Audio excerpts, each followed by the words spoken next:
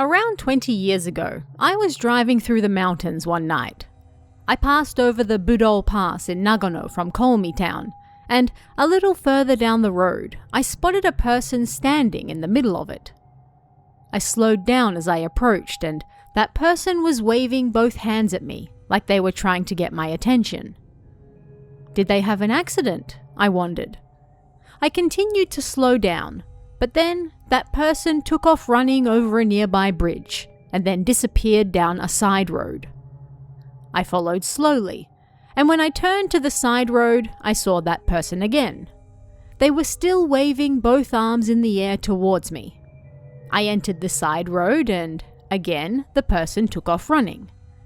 However, this time, I decided not to follow. Like, if this person had been involved in an accident and wanted my help, then you'd think they would approach the car, right? So why did they keep running away? The more I thought about it, the more it scared me, and so I drove away. I sometimes wonder what might have happened though if I kept following that person deeper into the mountains. Hey guys, I'm your host Tara A. Devlin, and welcome to this week's episode of Kawabana, true Japanese scary stories from around the internet. In case you missed it, Toshiden Exploring Japanese Urban Legends Volume 4 is now available. Once again, there are a host of new legends to explore, both horrifying, bizarre, and otherwise. And of course, a new season of the podcast that has just wrapped up, so if you haven't checked it out yet, it's available right now. You can also find the audiobook for the first volume of Toshiden, either on our Patreon, Fourth Wall store, or various audiobook outlets, including Spotify and Audible. So don't miss out on that either if you're still looking for more. This week, we're taking a quick trip to perhaps some of the most isolated, dark, and terrifying locations of all, the mountains. What really lurks out there all the way from civilization? Perhaps it's best not to find out. First up, a man who often travels the country for business enjoys finding new fishing spots during his time off. But sometimes it's not just fish that he finds. Find out why in Man Jumping Across the Rocks.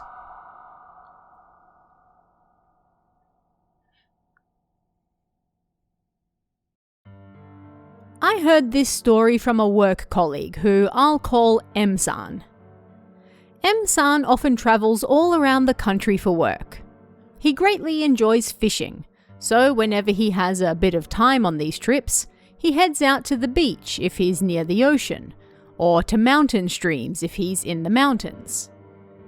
One day, M-san found he had some free time while in an unfamiliar area for work. So he stared at a map for a while, trying to find somewhere he could perhaps go fishing. Before long, he decided on a nearby mountain, and so he got in his car, put the open map on the passenger's seat, and then stepped on the accelerator. He found his way there easily enough, and when he arrived at the mountain, he started his journey up. Before long, his right was nothing but mountain slope, while his left was a cliff face, and several meters below that cliff flowed a mountain stream. Maybe I should stop somewhere around here, he thought. He pulled over on the side of the road, parked, and got out of the car. Listening closely, he could hear the stream murmuring down below. How on earth can I get down there, though? He wondered as he approached the cliff.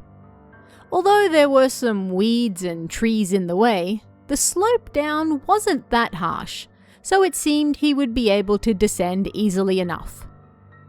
M-san turned to look at the stream between the trees, and then something caught his eye. The stream appeared to be rather swift, but not too deep. Stones around 40 to 50 centimeters large poked out of the water here and there. But there, about 2 meters or so from the bank, he saw a man in a suit standing on a stone. It was a sight entirely unbefitting of the mountains. He's wearing a suit and leather shoes all the way out there, he thought. The man simply stood there, as though frozen, his face looking at the ground. What on earth is he doing? Paying special attention to his footing, M-san slowly made his way down the slope. But when he looked up again, a chill ran through him. That man was still standing there, the same as before, but this time on a different stone. This one was about 1 meter away from where M-san had just seen him. He stared at him for a while, and soon the man jumped to another mossy rock, his face still looking at the ground. A few moments later, he then jumped to another one. Ah, I don't think I should be here, M-san thought. He often ran into things of this sort of nature, and he started to think that the man standing by the stream wasn't of this world. Generally, whenever M-san went fishing, he would first stop and speak to the locals to ask them about any rivers and such nearby, like, are there any rivers in the area where I can go fishing? In the majority of cases, the locals would either tell him of a nearby river, or they might say something like, "There's a river, yes, but you won't catch many fish there." In other cases, they might reply with things like, "No, there's nowhere like that around here." Or, "There is, but we don't really go near it. You should probably avoid it too." In those cases, M-san would leave it at that and quickly leave. After all, ignoring such warnings never ended well. But I didn't run into anyone today, huh? M-san thought. After watching the man jumping across the rocks for a bit, M-san decided to give up for the day and go home.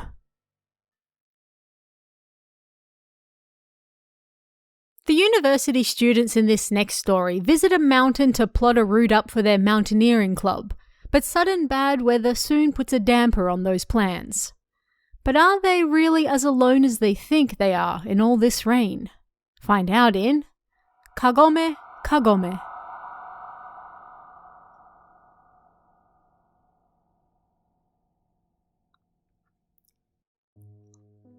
This isn't something that happened to me, but rather my father when he was younger. When he was in university, my father was a member of the mountaineering club, and so he often went mountain climbing. One day, he visited a mountain with a younger member so they could inspect and plan a route for the rest of the club. This mountain was actually a dormant volcano, and the empty crater was now a forest. As the two of them approached this forest, suddenly the weather took a turn for the worse, and they could hear thunder in the distance. Thinking it might soon be dangerous to continue, they debated whether to wait in the forest for the thunder to end, or if they should run back down right away. In the end, they figured the weather would only continue to get worse, and so they decided to leave. Scared of being hit by lightning, the pair bolted down the mountain in the now heavy rain. They ran until they couldn't run anymore, and then they found a rock jutting out like a small cover that they could rest beneath. They stopped there to catch their breath. Too exhausted to even speak, the pair sat underneath the rock and listened to the rain. However, my father then heard something else amongst the rain that was completely unbelievable considering their location. It was children. Children singing Kagome, Kagome. Then he heard a girl's voice. "What are you doing here?" There's no way there would be children all the way out here, my father thought. I must be so exhausted that I'm hearing things. But just in case, he turned to his friend. "Did you hear something just now?" he asked. His friend looked at him in surprise. I did.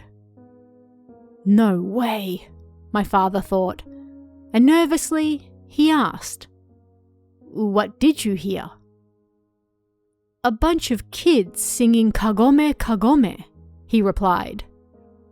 A chill ran down their spines, and both men got up and ran back down the mountain, unable to wait any longer for the rain to stop. A family records their hiking trip one day, and while they didn't notice anything while out and about, when they later watched the footage back at home, they noticed something odd. What was out there with them? Find out in The 3-Meter Person.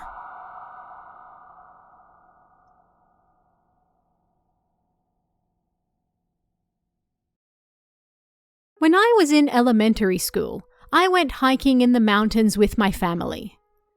The weather was sadly cloudy and not clear, but my older sister and I chatted as we climbed, and we all ate lunch together once we reached the top, so it was a pretty fun day.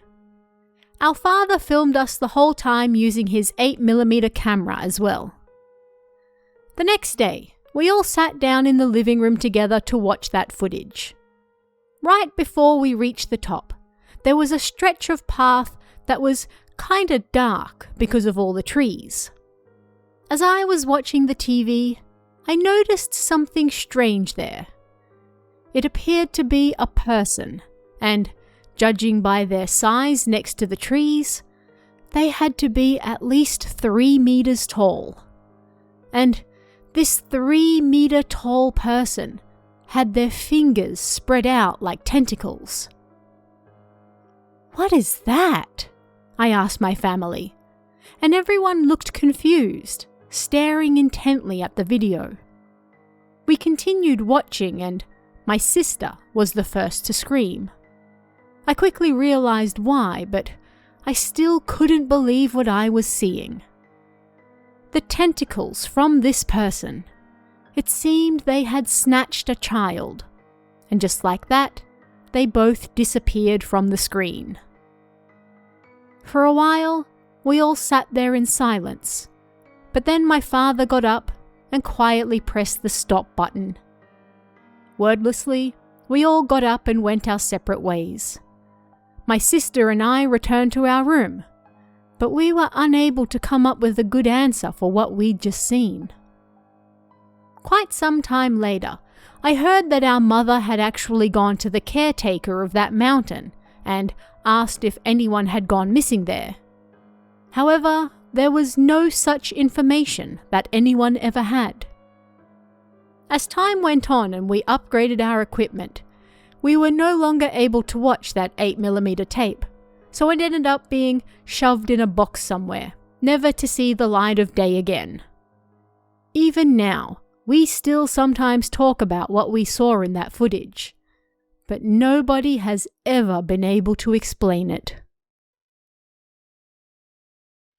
A group of students take a field trip to experience harvesting rice, but while there, encounter something rather terrifying after a snake is injured during the day. Was it really just a snake, or? Find out in Rice Harvesting Experience.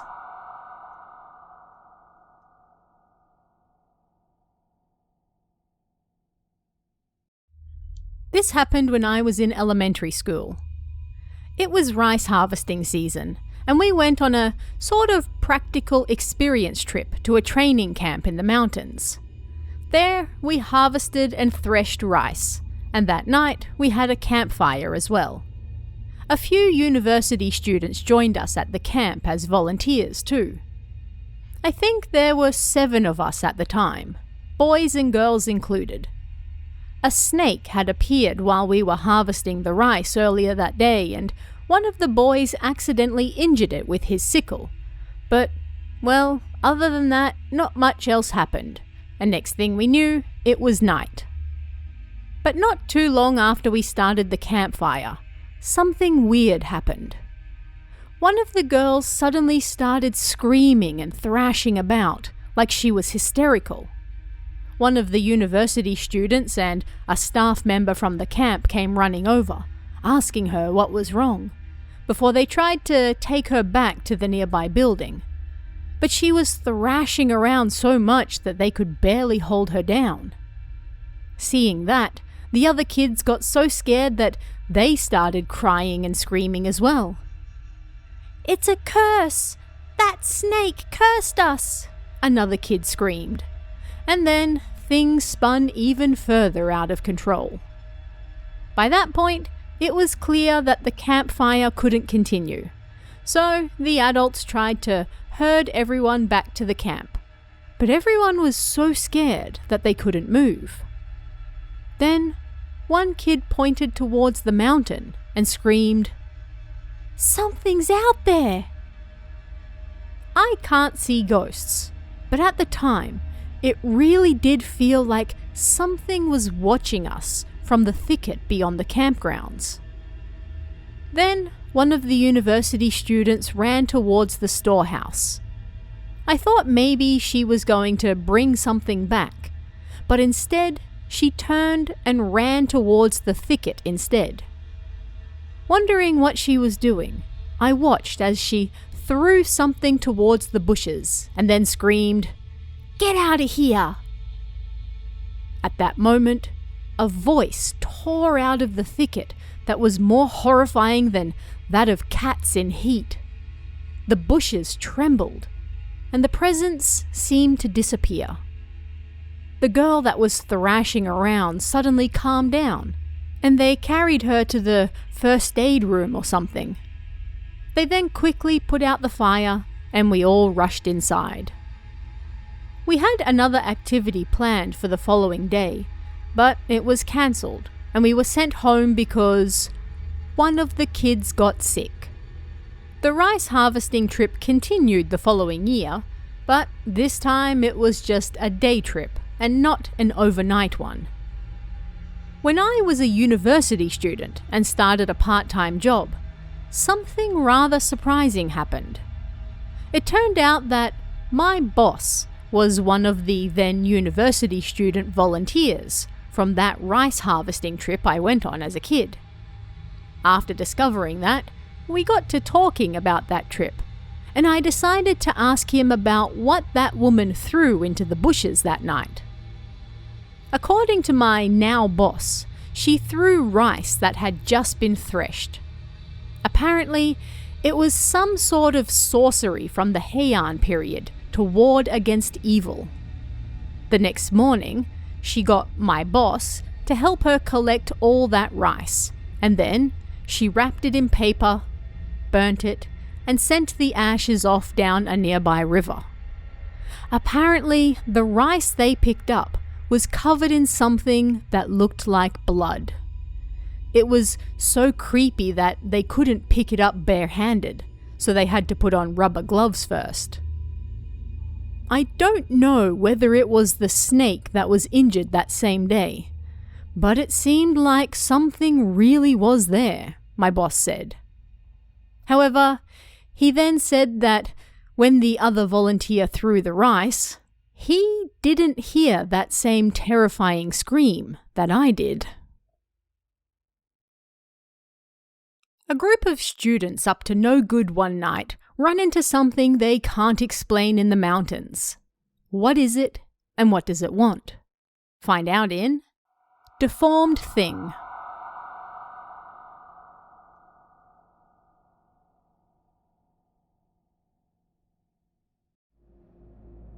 This is something strange that happened to me in junior high school.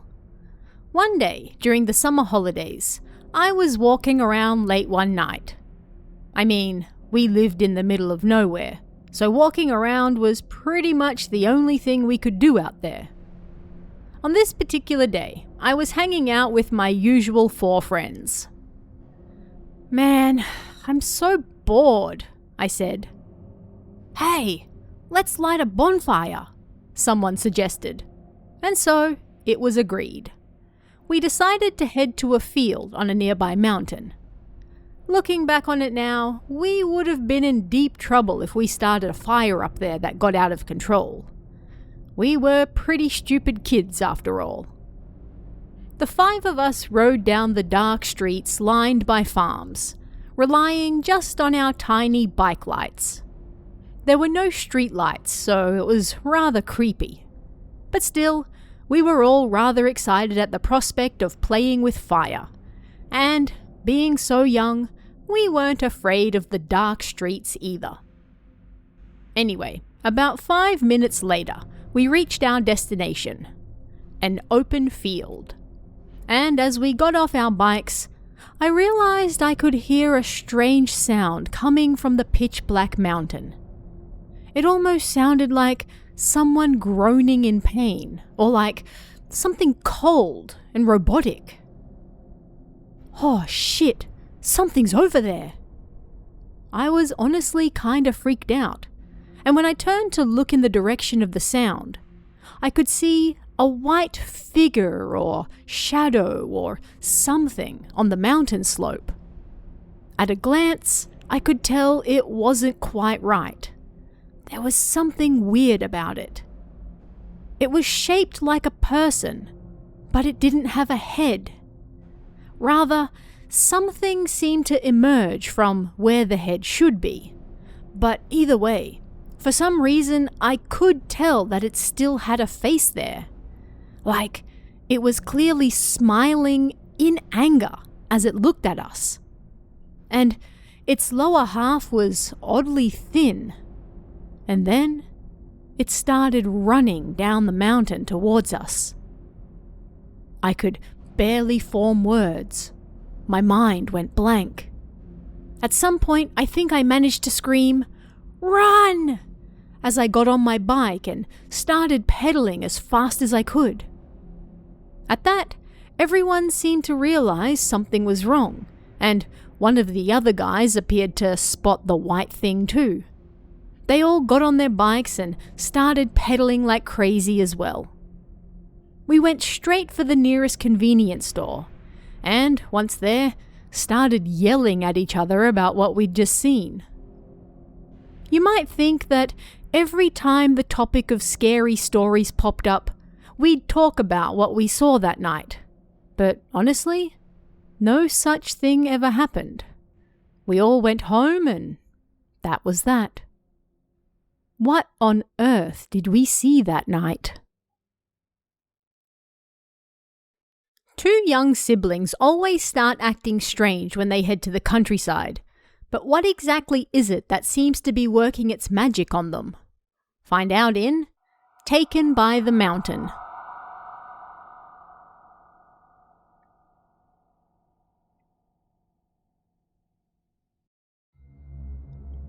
I live in Kanto, but my parents are from the mountains of Tohoku.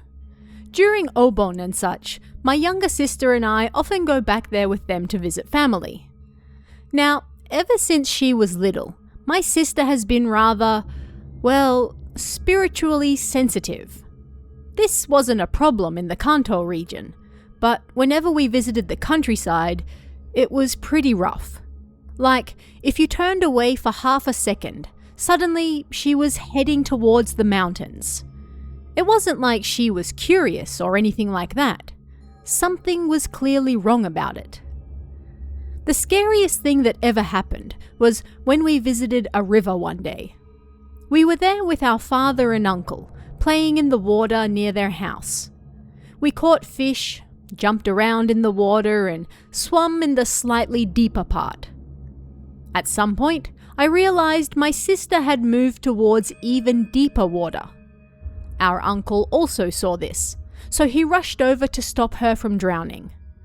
She was standing in about chest-deep water and just staring at the mountain.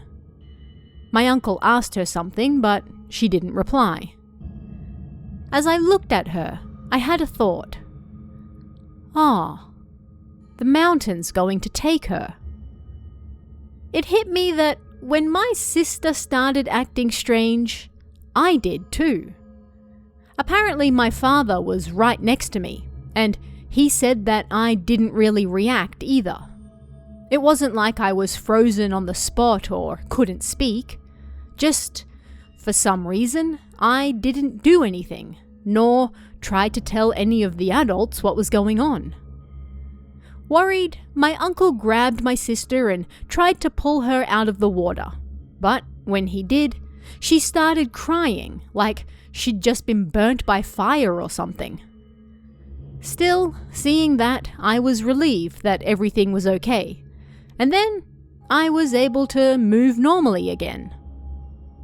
If you asked me what was frightening about the situation, I honestly wouldn't be able to say, but the atmosphere was clearly different, and it was so scary that even just remembering it now gives me goosebumps. No, I'm certain that there's nothing wrong with that mountain. I don't know why, but it just felt sacred, and like something that we humans shouldn't interact with. But for some reason, I never felt like mentioning this to anyone either. And so, because my sister always started acting weird when we visited the countryside, it was pretty much the norm for an adult to be with her at all times. Perhaps thanks to that, nothing ever happened. And being an optimistic family, they wondered if perhaps all this would go away once she turned 7. If not, then they'd take her to the hospital or temple or something. And, well, seemed they were right, and as she got older, these strange happenings lessened in frequency. Once she was in the middle grades of elementary school, they stopped entirely. Around the same time, I stopped thinking about the mountain trying to take my sister, and that's why I'm able to talk about it freely now, I suppose. A group of students skip school and head to a nearby mountain they have always been told not to climb. So what do?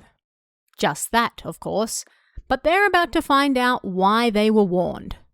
Find out what really lurks up there in Mikoshi.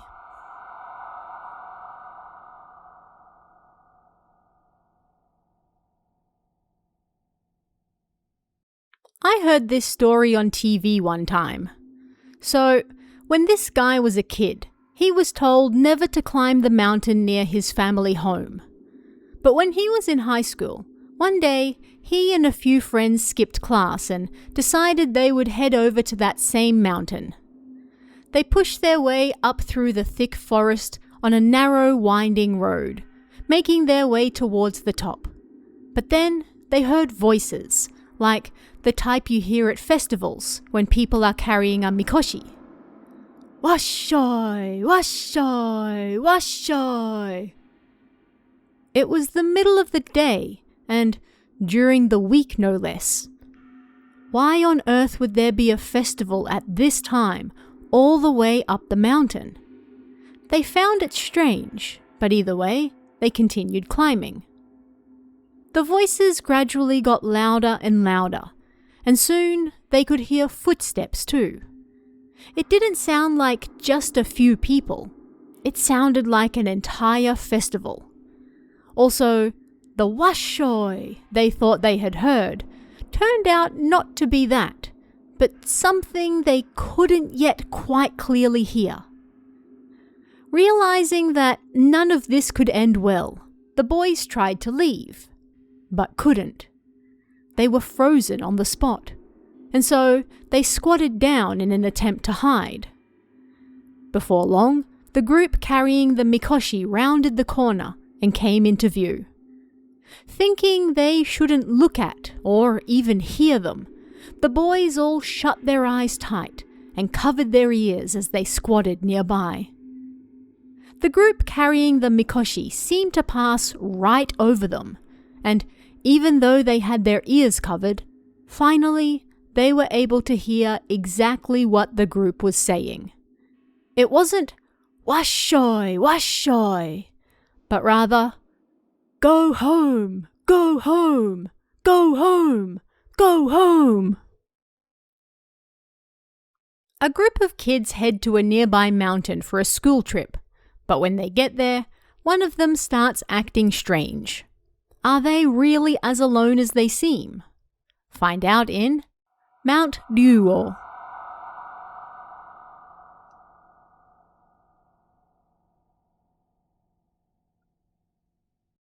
This happened around 14 years ago.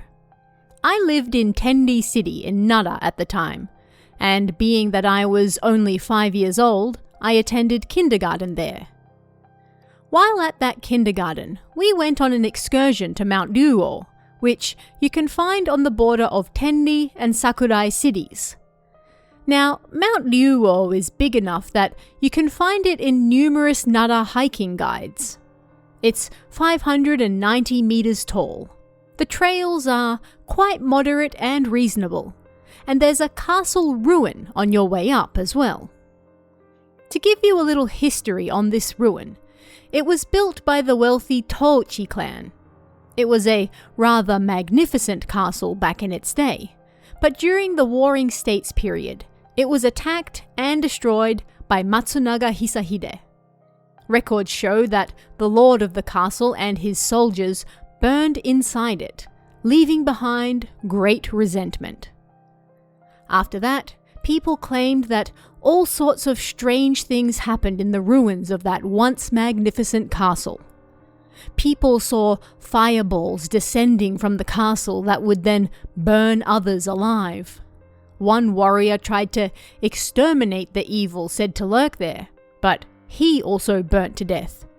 And it said he even cut the head off a nearby stone Jizo statue as he was flailing his sword around.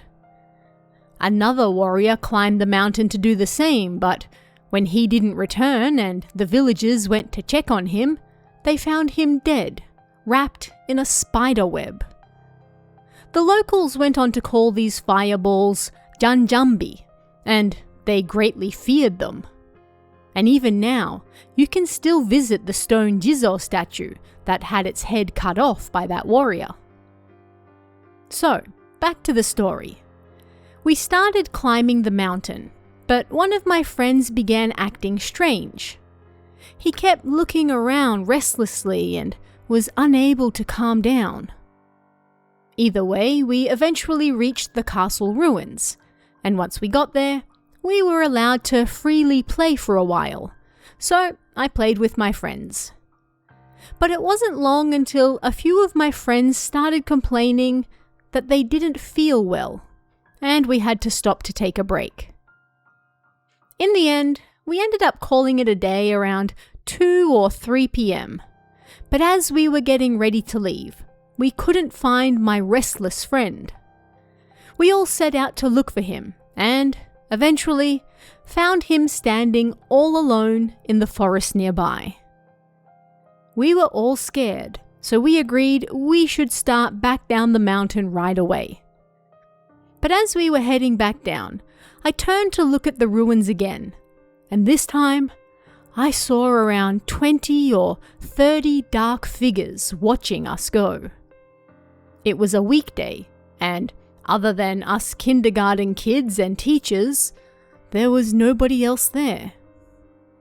According to my friend, the reason he'd been looking around so much was because the moment we started climbing the mountain, he saw all sorts of scary people watching us. And when we found him in the forest, he apparently didn't remember how he got there either. He was just playing one moment, and the next, he was there. And that's what happened. When I got home, I was stuck in bed for the next 3 days with a high fever. A man's elderly father swears off mountain climbing for good, even though it was his favourite pastime growing up, and something he even continued into old age. But why? What horrifying event made him quit his favourite hobby? Find out in Never Again.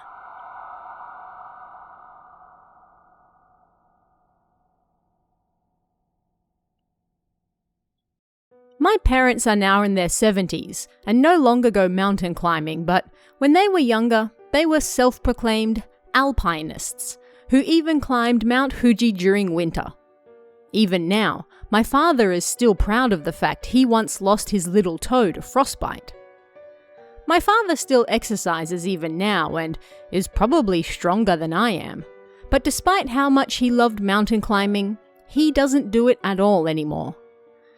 Well, he is getting older and doesn't have as much stamina as he used to, but still, I couldn't help but wonder why he stopped. When I went home recently to see them, I casually asked him about it, and the reason for why he stopped wasn't quite scary perhaps, but rather strange and fascinating. My father stopped mountain climbing for good one summer day in his late 60s, as he was climbing Mount Takamagahara. For him, this mountain was a breeze. He'd seen something on TV talking about the spirits of those who died in the Japan Airlines crash here, and because he'd never climbed it before, he decided to go hiking there. Wearing his usual summer climbing gear, he proceeded smoothly up the mountain until he reached the memorial stone for the crash. As he stopped to rest, he thought about taking a different route down and perhaps staying somewhere for the night. But then, an indescribable fear washed over him.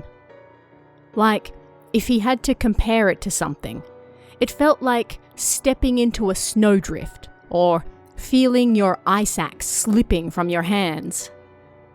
I couldn't really understand it, but he said that it was something only mountain climbers would understand. This is bad, he thought, and as he stood up to get moving, he suddenly tripped over nothing. His body seemed to float in mid-air, and when he came back to, he was on a chair in a nearby rest area. "You passed out from heat stroke," someone told him, but my father refused to believe it. He was always very careful about that, and at the time there were no problems with his salt levels, hydration, or body temperature. Either way, he did pass out, so he went to the hospital, and after they confirmed he was perfectly fine, he went home. As he was packing up his climbing gear, however, he realized something. The compass that he always carried around with him like a protective charm, it was an expensive glass type, had somehow gotten smashed, despite being inside its solid protective container. "Never again," my father muttered. Something inside him clicked and he gave up mountain climbing just like that. Even now, he still doesn't really know why, but he laughed and said that if he went mountain climbing again, it's unlikely he would return from it. These days, my father spends much of his time getting a tan on the beach instead. A group of climbers spend the night in a mountain hut, but while there, encounter a man seeking help. But is the man really who he claims to be? Why is he out there so late at night? Find out in Nobody There.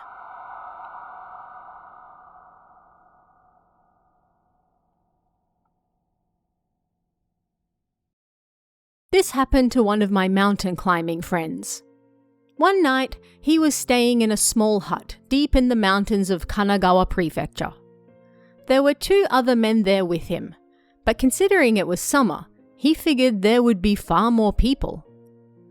All they could hear inside the hut was the sound of the wind and trees rustling outside.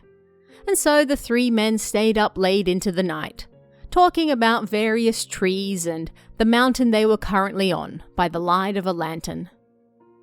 Around 1 a.m. or so, one of the men suddenly said, "Wait, did you hear a voice outside just now?"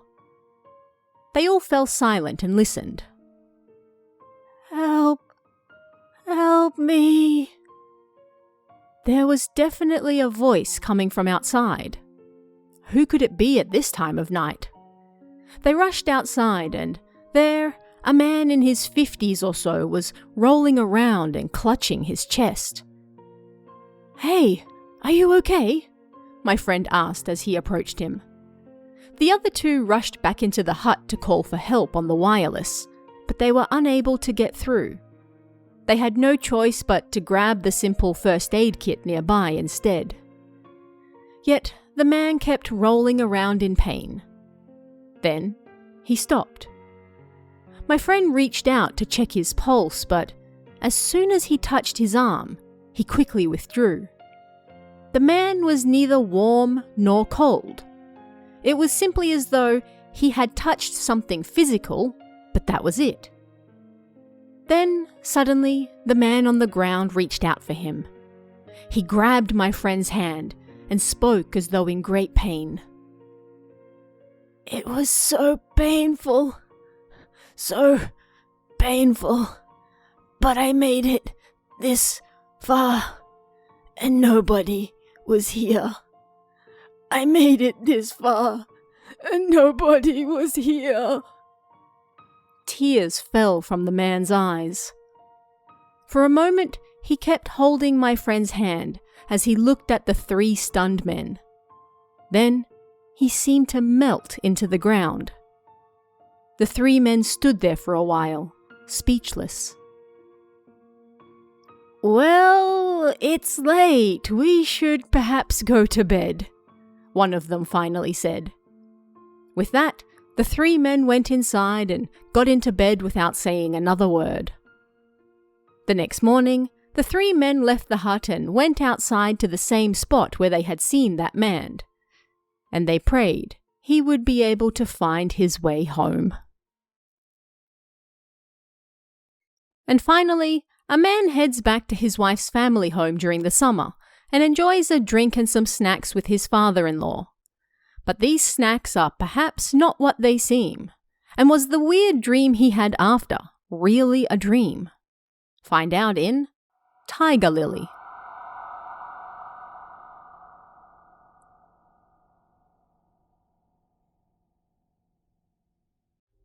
This happened when I went to visit my wife's parents during the summer holidays one time. They lived out in the countryside in the mountains, so there wasn't a lot to do. I was watching TV in the living room with my father-in-law when my mother-in-law came in with some beers and snacks for us. It was only just past lunchtime, but my father-in-law smiled like he did this all the time. "Well, let's drink up," he said, holding up a bottle. It was a brand I liked, so I also grabbed one. "Sounds great. Don't mind if I do." The snacks appeared to be some sort of tempura. "They're tiger lilies, grown right in our own backyard," my mother-in-law said. I dipped one in sauce and tried it.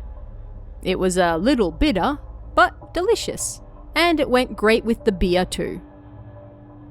I'd only downed one bottle when I noticed the ceiling spinning above me. "Huh?" I thought, and next thing I knew, I fell onto the table and passed out. I don't know how much time passed, but I woke to the sound of a shamisen and drums, and it was dark outside. Nearby, a woman who was dressed like a geisha danced happily. The people playing instruments beside her were my mother and father-in-law. They were smiling, but their eyes were oddly unmoving. I had, at some point, apparently been moved to the corner of the room with the table, and as I sat there, I vacantly watched the scene before me. Did they invite a geisha to the house? Or was that woman dancing my wife? Suddenly, when I looked at her face, I realized that she didn't have one. Instead, her head was a drooping tiger lily. Her body was that of a woman in a kimono, but her head was a large orange flower. I gasped before I could stop myself. I wondered if perhaps it was a mask or some sort of headgear, but no matter how I looked at it, it was a flower. I was terrified and, at the same time, worried for our child too. Leaning against the wall, I tried desperately to stand up. Then, as I attempted to stagger from the room, I bumped into the geisha, and her head slid right off. My mother-in-law screamed, and my father-in-law yelled profanities at me. I could have sworn I heard him call me a demon and a bastard. I hit the sliding door, fell over again, and once more passed out. When I next woke up, it was morning and I was in bed. My wife and parents-in-law were acting normally, so I asked them about the strange events of the previous night, but they had no idea what I was talking about. However, I noticed a small hole in the sliding door. I can't say anything weird has happened since then, but whenever my wife returns to her parents' house now, she always goes alone with our child and leaves me behind. A huge thank you and shout out to this week's Kami tier members, Emerald and Kenneth Kawamoto. It's thanks to your support, along with everyone else, that I'm able to keep doing this show, so thank you very much. Don't forget to check out Toshiden, Exploring Japanese Urban Legends Volume 4, out right now. And check out our merchandise store at kawabana-shop.fourthwall.com. And if you'd like to chat about this week's stories, come and join us in the Kawabana Discord. You can find that link in the description or on kawabana.net. You can also check out our Patreon at patreon.com/TaraADevlin for exclusive bonus stories and extras, or our YouTube channel at youtube.com/KawabanaJapan for all sorts of Japanese horror you won't find anywhere else. Thanks guys, stay safe, and I'll see you again next time for even more Kawabana. True Japanese scary stories from around the internet. Want even more scary stories? Head over to kawabana.net for new translations every week. You can also join our Patreon for exclusive stories you won't find anywhere else. Head over to kawabana.net now.